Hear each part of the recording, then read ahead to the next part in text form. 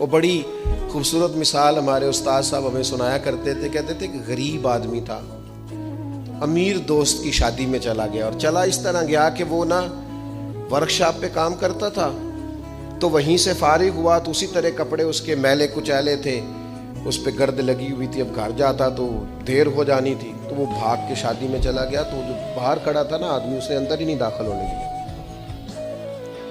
اس نے کہا جناب آپ کدھر آ گئے, یہ تو بڑے امیر رئیس اعظم کی شادی ہے. اس نے بڑی منت کی, بالآخر وہ رو پڑا, یار تیری مہربانی, میرا قریبی دوست ہے, مجھے تھا. اس نے کہا جناب آپ جا ہی نہیں سکتے, حالت تو دیکھیں اپنی. اب وہ دوڑا گیا گھر, تیزی سے کپڑے بدل کے واپس آ گیا.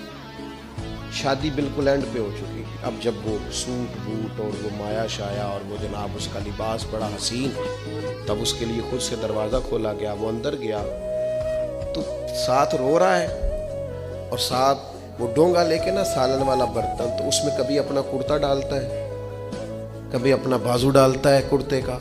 لوگوں نے کہا یہ کیا کر رہے ہو؟ کہنے لگا یہ میری تو دعوت نہیں, یہ تو کپڑوں کی دعوت ہے. اگر میری دعوت ہوتی تو میں تو پہلے بھی آیا تھا, اسی شکل و صورت کے ساتھ آیا, لیکن مجھے اندر گھسنے نہیں دیا. میری غربت نے کیا مجھ کو زمانے میں بدنام, تیری دولت نے تیرے عیب چھپا رکھے. تو یہ تو ان کپڑوں کی دعوت ہے, میرے کپڑے بہترین پہنے ہیں تو مجھے گھسنے دیا ہے, لہذا کپڑے ہی روٹی کھائیں گے. میں روٹی اذیت دی جاتی ہے, تکلیف دی جاتی ہے, آزمائش میں مبتلا کیا جاتا ہے. ایسے ایسے کھانوں کے نام لیے جاتے ہیں جو غریبوں کے ہاں پکتے نہیں.